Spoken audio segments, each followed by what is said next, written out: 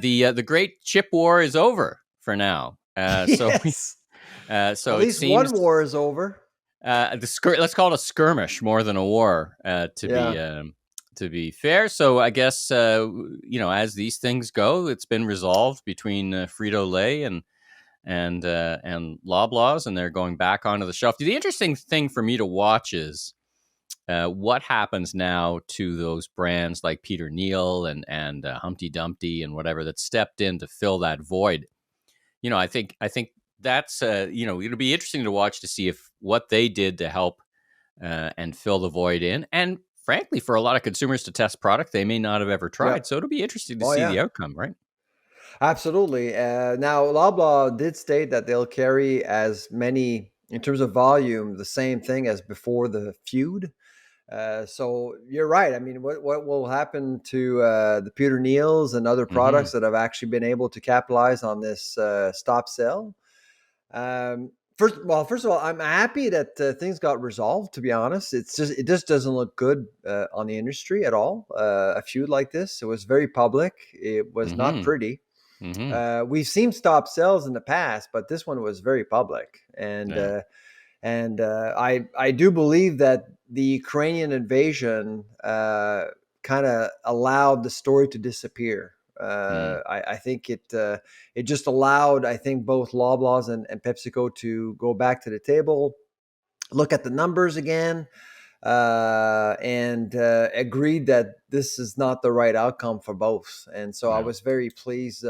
But my guess over the next little while, I don't know about you, but my guess is that consumers will get a lot of promotions.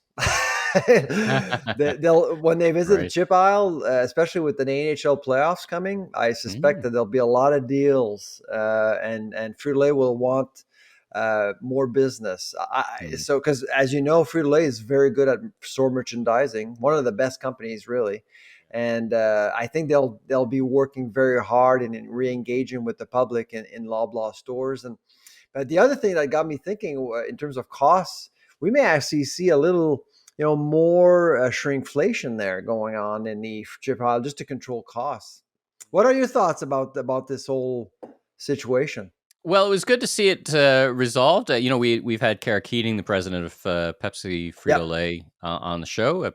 and so it was good to see that move forward. As you said, it's not good for anybody. So, it was actually good for some of the alternative suppliers. I mean, it gives a chance Well, for the I don't think other players. Loblaw's lost any sleep on this because I mean Loblaw's had options, right?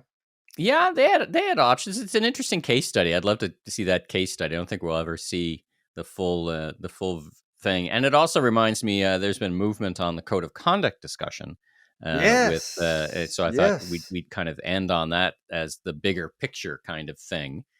So there's been some movement on that. Organization or the people publishing have published a statement, kind of what would we call it, an interim statement.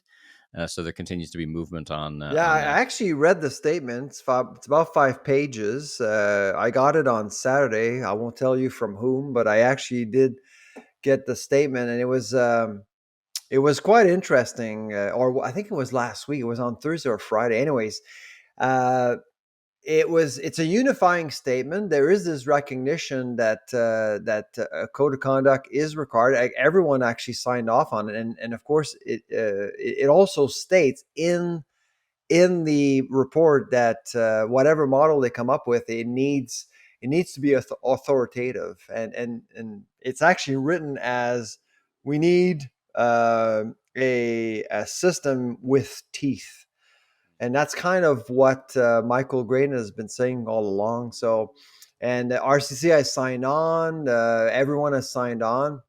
So but also in the report, it also states that we don't know enough. We need to explore further. We need to collect data. We need to understand what's happening. And so there'll probably be more research being conducted on the code of Mhm. practice, which is, I think we're in a good place. I mean, it's an encouraging step forward, I think. And I mean, it's not an easy thing to do, right? Yeah, yeah. And you want a Canadian formula. You want something to work for Canada, and so it's also recognized in the report. Yeah.